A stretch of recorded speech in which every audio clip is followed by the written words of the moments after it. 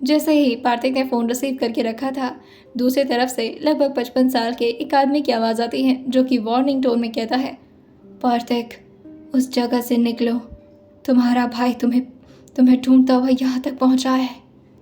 मुझे ऐसा लगता है कि वो तुम्हारे घर भी बहुत जल्दी पहुँच जाएगा। इससे पहले कि वो पहुँचे और उसे सब कुछ पता चले, तुम वहाँ से निकल जाओ। पार्थिक जो कहता है, ठीक है। अभी पार्थिक फ़ोन कट कर पाता ही उससे पहले आहान फ़ोन को अपने हाथ में उठा लेते हैं और तुरंत ही उस नंबर को अपने फ़ोन पर सेंड कर देते हैं और पार्थिक को फ़ोन थमाते हुए कहते हैं, ये कौन था? पार्थिक जो कहता है, भाई कोई नहीं, वो ऐसे ही बस। आहान जो कहते हैं, बताओगे तुम? पार्थिक जो कहता है, बस ऐसे ही वो फ़ोन करके अजीबोगरीब बातें करता है मुझसे, मुझे नहीं पता कौन है। वहीं तभी शेजल जो रूम से आयु को संभालते हुए बाहर लेकर आ रही थी, आयु जिसकी आंख पूरी तरह से सूज चुकी थी, और आहान जैसे ही आयु का चेहरा नोटिस करते हैं, वो तुरंत ही पार्थिक की तरफ देखते हुए कहते हैं, इसकी तबीयत खराब थी? पार्थिक जो कहता है, हाँ भाई, वो तबीयत ठीक नहीं थी इसकी।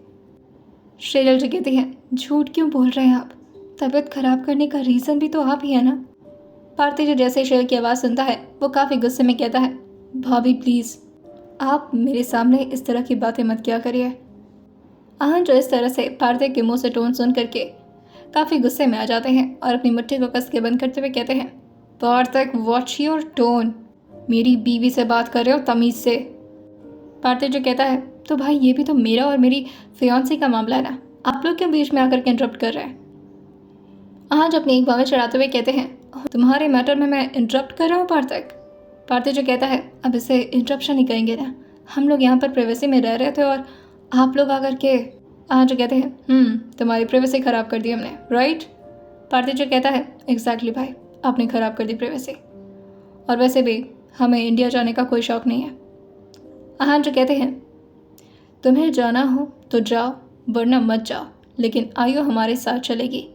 पार्थिक जो कहता है, आप खुद एक बार आयु से पूछ लीजिए वो जाएगी या नहीं, और वो एक बार आयु की तरफ देखता है। आहान जो कहते हैं, उसकी मर्ज़ी नहीं चलने वाली, मैं उसे उसके घर वालों को सौंपने वाला हूँ। अभी वो सिर्फ तुम्हारी फियांसी है, बीवी नहीं बनी है, और इवन बीवी बनने के बाद भी वो हमारी भी जिम्मेदारी है। पार्थिक, तुम इस तरह से उसके साथ नहीं कर सकते।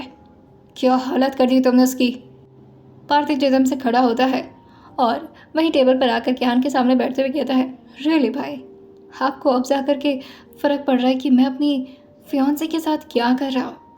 ओके। और ये बोल करके वो खड़ा होता है और पीछे की तरफ थोड़ा आगे बढ़ते हुए कहता है, और आपने भाभी के साथ क्या किया था? उसके बारे में कुछ याद है आपको, या फिर मैं याद दिलाऊं? शेल जो कहती है, ये किस तरह से बात कर रहे हैं पार्थिक? पार्थिक जो कहता है, आज सही बात बोल रहा हूँ मैं, और वैसे भी भाभी, सॉरी फॉर दैट, बट मुझे आपकी आवाज़ सुनने से सच में बहुत प्रॉब्लम हो रही है। मैं आपकी आवाज़ नहीं सुनना चाहता, मुझे आपकी शक्ल भी देख रहा हूँ तो नफरत हो रही है। आहान जो गुस्से में खड़े होते हैं और अपने कोट को निकाल करके साइड में रखते हुए कहते हैं, पार्थिक। पार्थिक जो कहता है, ओहो, बुरा लग रहा है भाई। वैसे बुरा क्यों लग रहा है? आपने तो इन्हें खरीद कर लाया था ना? आयु जैसे ही पार्थिक के मुंह से सुनती है, वो एकदम से पार्थिक को घूरते हुए देखकर कहती है, पार्थिक, व्हाट नॉनसेंस। पार्थिक जो कहता है, तुम तो चुप ही रहो। अब आहान का भी गुस्सा उनके सर से ऊपर जा रहा था और वो एकदम से अपने स्लीव्स को ऊपर की तरफ फोल्ड करते हुए कहते हैं, तुम अपनी जुबान बंद कर दो इससे पहले कि मेरा हाथ तुम पर उठ जाए। पार्थिक जो कहता है, बिल्कुल भाई, आप उठा लो, और इस बार भाभी आप बचाना भी मत मुझे, क्योंकि अब आपका और मेरा रिश्ता तो ऑलमोस्ट ख़त्म ही है। मैं सिर्फ भाई की वजह से आपको भाभी बुला रहा हूँ, वरना मुझे तो आपसे। आहान जो एकदम से पार्थिक को वहीं बीच में रोकते हैं और उसके कॉलर को ज़ोर से पकड़ कर अपनी तरफ करते हुए कहते हैं, दिमाग ख़राब हो गया क्या तुम्हारा? क्या बकवास कर रहे हो तुम? पार्थिक जो कहता है, मैं बकवास कर रहा हूँ भाई? वेल, जो भी है, आपको मेरी बात तो बुरी लगेगी, क्योंकि अब आपकी सच्चाई जो बाहर आ रही है। हाँ, जो पार्थिक को कॉलर से झक जोड़ते हुए अपनी तरफ और ज़्यादा क्लोज खींचते हुए कहते हैं, किसने बताया कि मैंने उसे खरीद कर लाया था? पार्थिक जो कहता है, जिसने भी बताया, मेरा हमराही, मेरा हमदर्द है वो लोग पर तो मुनर, क्योंकि आप लोगों पर ना मुझे रत्ती भर भी भरोसा नहीं रह गया है। और वो एकदम से आहान के हाथ को अपने कॉलर से हटाता है और पीछे जाते हुए कहता है, किस पर भरोसा करूं मैं, आप पर या अपने अपने डैड पर? वो डैड है मेरे, जिन्होंने मुझे मेरी मॉम के बारे में नहीं पता चलने दिया। पार्थिक की बात सुन करके हान जो कहते हैं, हमने तुम्हारे फायदे के बारे में तुम्हें पता नहीं चलने दिया पार्थिक। पार्थिक जो कहता है, ओ मेरा फायदा या फिर अपना फायदा? आपको अच्छे से पता था कि अगर मुझे भी सब मामले के बारे में पता चल जाएगा और मैं भी मैच्योर हो जाऊंगा तो क्या होगा कि आपकी प्रॉपर्टी मेरे साथ भी बढ़ जाएगी, राइट? और आप ऐसा कैसे होने दे सकते थे? आपने अकेले इतना इतना कुछ किया, इतना मेहनत किया, तो आप अपनी प्रॉपर्टी को मेरे साथ तो शेयर नहीं करना चाहते होंगे, है ना? आज जो कहते हैं, हाँ प्रॉपर्टी। पार्थिक, अगर तुम्हारे लिए मुझे अपनी जान भी देनी पड़ी ना तो मुझे एक बार के लिए भी रिग्रेट नहीं होगा और मुझे सोचने की भी ज़रूरत नहीं पड़ेगी। प्रॉपर्टी? लाइक सीरियसली पार्थिक, बच्चे हो तुम मेरे, बचपन से पाल कर पोस कर तुम्हें इतना बड़ा किया है मैंने, तुम्हारे लिए ही कमाया है कि जो ज़िंदगी मुझे मिली है वो तुम्हें ना मिले। पार्थिक जो कहता है, अच्छा तो कैसी ज़िंदगी देना चाहते थे आप? एक झूठ की ज़िंदगी, एक धोखे की ज़िंदगी? आहान जो कहते हैं, कौन सा ऐसा झूठ बोल दिया मैंने तुमसे? पार्थिक जो कहता है, मॉम के बारे में। आहान जो कहते हैं, पार्थिक। पार्थिक जो कहता है, क्या हुआ भाई, क्या हुआ? आपका मुंह क्यों बंद हो गया? बोलिए ना अब आप। आहान जो कहते हैं, क्या बोलूँ मैं और क्या बताता तुम्हें? अब पता चला तो गुस्सा आ रहा है ना? पार्थिक जो कहता है, हाँ आ रहा है गुस्सा, आप सब पर गुस्सा आ रहा है मुझे। और जिसे मैं अभी अपने अपने डैड का और जिसे मैं अपना अच्छा डैड समझता था, अच्छा भाई समझता था, उसने मेरी मॉम के साथ क्या कुछ नहीं किया। बेचारी मेरी मॉम, कितना सफ़र की है वो आप लोगों को। अचानक से आहान को पार्थिक के मुंह से ये सुनने की उम्मीद तो बिल्कुल ही नहीं थी। श्रीजल भी अब पार्थिक के बीच में कुछ बोल तो नहीं सकती थी, लेकिन उसे भी अब चीज़ें थोड़ी बहुत समझ में आ रही थी। आहान जो कहते हैं, तुम्हें इस बारे में किसने बताया पार्थिक? और किसने कहा कि वो एक अच्छी औरत थी और डैड बुरे थे? पार्थिक जो कहता है, डैड ही बुरे थे, तभी तो बेचारी रह ही नहीं पाई हम लोगों के साथ। आहान जो कहते हैं, हो रियली, डैड बुरे थे? जिस मॉम के बारे में तुम बात कर रहे हो ना, छोड़कर उस हालत में गई थी जब हम लोग इतने छोटे थे कि वो सारी चीज़ें बर्दाश्त भी नहीं कर पाते। और तुम तो सिर्फ 1 साल कुछ महीने के थे। पार्थिक जो कहता है, तो क्या हुआ? और क्या करती? और वो अपने बच्चे को अपने साथ ले जाने के लिए बोल भी रही थी, लेकिन डैड ने दिया ही नहीं, हमें अपनी माँ से दूर कर दिया उन्होंने। आहान जो कहते हैं, हो रियली, तुम्हें तो काफ़ी चीज़ें पता है जो मुझे भी अभी तक नहीं समझ में आया था। पार्थिक जो कहता है, सब कुछ क्लियर हो गया है, आपका भी ब्रेन वॉश किया गया है, डैड ने आपको अपने हिसाब से पाला है। आहान जो कहते हैं, पार्थिक, डैड के ऊपर अगर तुमने एक और शब्द ही बोला तो मैं अब कंट्रोल नहीं कर पाऊंगा। पार्थिक जो कहता है, तो फिर जिंदा रहने देते ना मेरी मॉम को, कम से कम वो खुद बता पाती कि बेचारी उन्होंने क्या कुछ नहीं झेला। और उन्हें ये बात भी समझ में आ जाती है कि ये ज़रूर नम्रता जी का कोई अपना है जो उनकी मौत का बदला ले रहा है। आहान जो भी अपने सर को अपने 2 फिंगर से रब करते हुए अपनी टेंशन को कम करने की कोशिश कर रहे थे कि तभी पार्थिक जो कहता है, मिलकर आप दोनों ने मार दिया मेरी मॉम को। और फिर वो शेर की तरफ देखते हुए कहता है, ये जो आपके प्यारे नाजुक हाथ है ना भाभी, खून से भरे हुए हैं ये, आपको तो भाभी कहने में भी शर्म आती। लेकिन अभी पार्थिक ने इतना बोला ही था कि तभी आहान उसको पीछे से खींचते हैं और ज़ोर से उसके गाल पर थप्पड़ मारते हैं, जिससे वो तुरंत ही काउच पर जा कर के पूरी तरह डिसबैलेंस हो जाता है। पार्थिक के होंठ के किनारे से खून भी बहने लगा था। आहान जो उसे घूरते हुए देख कर कहते हैं, अगर तुम्हें यही लगता है तो यही लगे कि हमने तुम्हारी मॉम को मार दिया, तुम्हारी बहुत अच्छी मॉम को मार दिया, लेकिन तुम अपनी गलतफहमी के साथ जी सकते हो, लेकिन आयु इस जंजाल में नहीं फंसेगी। और फिर वो आयु को कहते हैं, तुम तैयार हो, हम लेकर जाएंगे तुम्हें, मैं भी देखता हूँ कौन रोकता है। पार्थिक जो खड़ा होते हुए कहता है, आप होते कौन है मेरी और मेरे आयु के बीच में आने वाले? पार्थिक भी अब काफ़ी गुस्से में आ चुका था। आहान जो कहते हैं, बताओ तुम्हें कौन हूँ मैं? लेकिन श्रीजल जब मामले को और ज़्यादा बिगड़ता हुआ देखती है तो वो तुरंत ही आहान के सामने आकर के खड़ी हो जाती है और आहान को हल्का सा पीछे की तरफ पुश करते हुए कहती है, आप चलिए यहाँ से, हम आयु को लेकर के चल रहे हैं ना, बस बात खत्म। आहान जो कहते हैं, तुम्हें खूनी कैसे बोल सकता है ये? पार्थिक जो कहता है, अपनी बीवी को फेवर करने के चक्कर में आपको अपनी मॉम का भी दर्द नजर नहीं आया? और वैसे भी मैं तो खुद नहीं जाना चाहता उस घर में कभी वापस, जहाँ पर मेरी मॉम की चीखें, मेरी मॉम की तकलीफ आप लोगों ने दबा कर रख दी, और आखिरी में जब उन्हें फाइनली फ्रीडम मिला तो उन्हें मार दिया। मुझे नहीं रहना ऐसे भाई और ऐसे बाप के साथ। और फिर वो आयु को देखते हुए कहते हैं, लेकिन मैं इसे नहीं जाने दूंगा। आहान जो कहते हैं, पार्थिक इससे पहले कि मेरा दिमाग और ज़्यादा खराब हो और तुम्हारी हालत में और ज़्यादा बिगाड़ दो, आयु के हाथ को छोड़ दो। पार्थिव जो कहता है, शादी करने वाला मैं से, और मैं इसे कहीं भी जाने नहीं दूंगा। आहन अपनी भाव में चढ़ाते हुए कहते हैं, अच्छा नहीं जाने दोगे? और ये बोलते हुए आहन जो फिर से शहर की साइड से जाते हैं और पार्थिव के सामने आकर खड़े होते हुए कहते हैं, तुम्हें लगता है कि तुम्हारे इस मेंटल स्टेट के बावजूद और ये सारी हरकतें देखने के बाद भी मैं तुम्हारी शादी इससे कराऊंगा? सोच भी कैसे लिया तुमने? तुम हमारी फैमिली मेंबर से आउट हो चुके हो। जब तुम्हारा ये दिमागी हालत ठीक हो जाए ना, तब वापस आना। पार्थिव जो कहता है, मुझे पता था आप यही करोगे। प्रॉपर्टीज चाहिए थी ना आपको? अरे मुझे नहीं चाहिए थी यार प्रॉपर्टीज। क्या कर दिया यार आपने? पहले मॉम को, उसके बाद मुझे। ठीक है, आप रखिए अपनी प्रॉपर्टी और मुझे आपकी कंपनी में काम भी नहीं करना है। और फिर वो गुस्से में आया को भी धक्का देते हुए कहता है, और जाओ तुम भी। मुझे तुम्हारी जैसी धोखेबाज लड़की से वैसे भी कोई मोहब्बत रह नहीं गई है। निकलो यहाँ से। आहन जो गुस्से में भी आगे बढ़ते हैं, लेकिन तभी श्रीजल उन्हें रोकते हुए कहती है, जाने दीजिए। इस वक्त वो कुछ भी समझने और समझाने लायक नहीं बचे हैं। उन्हें कुछ दिन के लिए थोड़ा वक्त दीजिए। आहन जो कहते हैं, इस तरह से कैसे बात कर सकता है वो? श्रीजल जो कहती हैं, आप शांत हो जाइए और चलिए यहाँ से। और वो आयु से भी कहती हैं, चलो यहाँ से आयु, तुम्हें जो भी सामान वगैरह लेना है तुम चलो लेकर के। आयु जो कहती है, जी। वो भी रूम में आई थी कि तभी वो देखती है कि पार्थिव जो कि लगातार कुछ सामान के तोड़ फोड़ करने में लगा हुआ है, लेकिन आयु उससे कुछ भी नहीं कहती। पार्थिव जो आकर के जोर से दीवार पर पंच मारता है और वहीं बेड पर आकर के बैठ जाता है।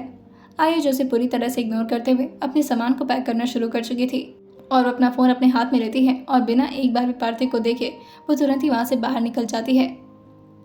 श्रेयल जो आहन का हाथ पकड़ते हुए कहती है, आप चलिए हमारे साथ, चलिए भी। आहन जो बार बार पीछे मुड़ करके देख रहे थे और वो देखना चाह रहे थे कि इस वक्त पार्थिव किस हालत में है। वहीं वो लोग थोड़ी देर में फिर से एयरपोर्ट पहुंचते हैं, लेकिन आहन जो अपनी गाड़ी से उतरते ही नहीं। श्रेयल जो कहती हैं, क्या हो गया आपको? चलिए। आहन जो कहते हैं, तुम और आयु एक साथ जा रहे हो और मेरे 2 लोग भी हैं वहाँ पर, तुम्हारा ख्याल रखेंगे, परेशान मत होना। श्रेयल जो कहती हैं, ये कैसी बात कर रहे हैं? हाँ, मुझे नहीं पता, आप हमारे साथ चल रहे बस। आहन जो कहते हैं, नहीं, मैं अपने भाई को इस तरह छोड़कर नहीं जा सकता। वैसे भी बच्चा अगर गलती करता है तो उसे समझाना बड़ों का फ़र्ज़ होता है, और अगर चीज़ें समझाने से नहीं बेहतर हो पाती हैं तो उसकी प्रॉब्लम्स को ख़त्म करना मेरी जिम्मेदारी है। यहाँ पर जो भी उसके दिमाग में जहर घोल रहा है मैं बर्दाश्त नहीं कर सकता। मैं इस हालत में पार्थिव को अकेले छोड़कर नहीं जा सकता। श्रीजल जो आहन के चेहरे पर अपना हाथ सहलाते हुए कहती हैं, अगर आपको गुस्सा आ गया और आपने कहा अपने पार्थिव जी को, मैं गुस्से में कुछ भी करता हूँ, ये बात सच है, लेकिन पार्थिव के साथ कुछ गलत नहीं करूँगा, ट्रस्ट मी।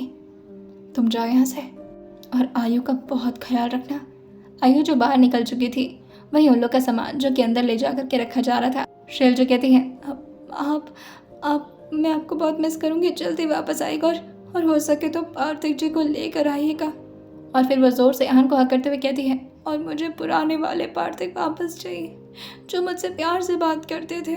प्लीज़ उन्हें समझा दीजिएगा कि मैंने ये सब कुछ उन्हीं के लिए किया था। आहन उससे कहते हैं, कुछ नहीं होगा, सब ठीक हो जाएगा, हाँ। और वो उसके फोरहेड पर किस करते हुए कहते हैं, तुम जाओ। श्रेयल जहान से कहती है, ख्याल रखिएगा अपना और जल्दी वापस आइएगा, आपको पता है ना मुझे आपके बिना नींद नहीं आती। आहन जो कहते हैं, आई नो दैट, पर अभी तुम जाओ श्रेयल। श्रेयल जो कहती हैं, जी। और वो नीचे, और वहीं वो गाड़ी से नीचे की तरफ उतर जाती है। आहन ने उस आदमी का नंबर अपने फ़ोन में फीड कर लिया था और वो तुरंत ही उस नंबर को ईरा के साथ कनेक्ट करते हुए उस नंबर का लोकेशन ट्रेस करवाते हैं। सिंगापुर में आहन का काफ़ी बड़ा एम्पायर था और वो वहाँ पर काफ़ी जाने माने इंसान थे। आहन तुरंत ही अपने टेम्पररी हेड सेक्रेटरी को कॉल करते हैं, जो कि उनके बॉडीगार्ड्स वगैरह के सारे अरेंजमेंट को मैनेज करता था। ईरा ने तुरंत ही उस आदमी का लोकेशन आहन को बता दिया था। आहन जो कि उसी लोकेशन पर जाने लगते हैं। साथ में उनके आसपास बहुत सारी गाड़ियां चल रही थी जो कि आहन के ही अंडर में थी। आहन जो बाहर देखते हुए कहते हैं, मैं भी जानना चाहता हूँ आखिर कौन है जो 2 भाइयों के बीच में इस तरह से दुश्मनी लाने की कोशिश कर रहा है और मेरे बच्चे जैसे पार्थिव को इतना मैच्योर बनाने की कोशिश कर रहा है कि वो हमसे दूर हो जाए। मैं ये सब कुछ और मैनेज नहीं कर सकता, मरेगा वो आज। जिस जगह पर आहन इस वक्त आए थे वो काफ़ी बड़ी सी बिल्डिंग थी। आहान की गाड़ी वहीं बाहर जाकर के खड़ी हो जाती है और आहान के साथ पीछे पीछे बहुत सारे उनके बॉडीगार्ड्स वगैरह भी आ रहे थे। उनके एक हेड सेक्रेटरी भी था जो कि आहान के ठीक पास में ही चल रहा था। आहान जो अपने रिवॉल्वर को अपने हाथ में लेते हैं और गन को तुरंत ही लोड कर देते हैं और अपने पीछे बॉडीगार्ड से कहते हैं, be careful and make sure that no one should be alive and also no women and child should be harmed. Aahan का ऑर्डर सुनते ही सब लोग अपने सिर को हाँ में हिला देते हैं और अब वो लोग अंदर की तरफ जाने लगे थे। वही वो आदमी जो कि इस वक्त बड़े से स्क्रीन पर उन लोग को ऊपर की तरफ ही आता हुआ देख रहा था करके और अपने हाथ में सिगार जलाते हुए वो उसका एक कश लेते हुए कहता है, वेलकम वेलकम आहान खुराना, कब से तुम्हारा इंतज़ार किया बच्चे। आओ आज मैं तुम्हें बताता हूँ कि ये मामा तुमसे कितना प्यार करता है। और वो भी अपने हाथ में गन ले लेते हैं। वैसे तो पूरी बिल्डिंग एकदम से सुनसान थी, लेकिन तभी अचानक से एक आदमी बाहर आता है और अपने हाथ में राइफल लेकर के वो धड़ाधड़ शूट करना शुरू कर देता है। आहान के आदमी ऑलरेडी बहुत ज़्यादा केयरफुल थे, जिसकी वजह से उन सारे राइफल्स की गोली जो कि उसकी बेफालतू चली जाती है और आहान गुस्से में उसकी तरफ अपनी गर्दन को टिल्ट करते हैं और पीछे से उसके सर पर शूट कर देते हैं। और इसी तरह से बहुत सारे आदमी भी अब बाहर निकल कर के आने लगे थे, लेकिन आहान के आदमी जो कि आराम से उन लोग को कंट्रोल कर रहे थे। वही वो आदमी जो देखता है कि इस वक्त आहान जो कि उसी के कमरे में आगे की तरफ बढ़े जा रहे हैं और वो इस वक्त अकेले थे। वो आदमी जो अपनी मुट्ठी को कसते हुए कहता है, अकेले ही तो चाहता था मैं तुझे, अब बस तू आ और तू गया काम से। और वो अपने गन को लोड करते हुए दरवाजे के पास आकर के खड़ा हो गया था। वहीं आहान भी अब उस मेन रूम के ठीक बाहर आकर के खड़े थे। आहान को नहीं पता था कि उसके अंदर कोई है या नहीं, लेकिन फिर भी आहान को केयरफुल रहने की आदत थी। वो झटके से एक बार उस दरवाजे पर मारते हैं, लेकिन वो इतना फोर्स से नहीं मारे थे कि वो दरवाजा अपने आप ही खुल जाए। वो आदमी जो कहता है, जल्दी आओ बच्चे, तुम्हारा मामा तुम्हारा इंतजार कर रहा है। लेकिन तभी उसी आदमी का एक बॉडीगार्ड जो कि आहान की तरफ ही आगे बढ़ रहा था। आहान जो कि उसके बाल को जोर से पकड़ते हैं और उसके मुंह पर हाथ रखते हुए कहते हैं, चुप एकदम, और जोर से दरवाजे को अपने पैर से मारते हैं। और इस बार उनका पैर का फोर्स इतना ज़्यादा था कि वो दरवाज़ा एकदम से खुल जाता है। जैसे ही वो दरवाज़ा खुला था, वो आदमी एकदम से चौकन्ना हो जाता है। आहान जो कि अंदर उसको एकदम से धकेल देते हैं। अब बेचारे उस आदमी को तो लगा था कि इस वक्त आहान ही अंदर आए होंगे, क्योंकि आसपास उन्हें कैमरा में कोई और नज़र नहीं आया था, जिसकी वजह से वो अपने गन की 6 की 6 गोलियां उसी आदमी पर निकाल देते हैं और खुश होते हुए कहते हैं, यस, मार दिया मैंने बहन, जिसने तुम्हारी ज़िंदगी को तहस नहस करने की कोशिश की थी, मार दिया मैंने उसे। और ये बोलते हुए वो अपनी आंखें बंद करके ऊपर की तरफ देख रहा था और खुद से कहता है, अब मुझे और कुछ नहीं करना, अब मेरे साथ जो भी होगा मुझे मंजूर होगा। वहीं आहान जो काफ़ी स्टाइल में अंदर आते हैं और अपने गन को उसके फोरहेड पर रखते हुए कहते हैं, अच्छा सच्ची में जो होगा मंजूर होगा ना आपको। जैसे ही वो आदमी आहान खुराना की आवाज़ सुनता है, वो एकदम से अपनी आंखें खोलते हुए आहान की तरफ देखने लगता है और एकदम से पीछे होकर के कहता है, तुम मर गए। लेकिन तब जाकर के उसकी नज़र नीचे गिरे आदमी पर पड़ती है और फिर उसे ध्यान आता है कि ये तो उसका अपना ही बॉडीगार्ड था। आहान हंसते हुए कहते हैं, अरे मामा जी, मुझे नहीं पता था कि आप इतना वार्म वेलकम देने वाले मुझे, और ये तो आप निकले। कितने साल हो गए हमें मिले हुए, नहीं?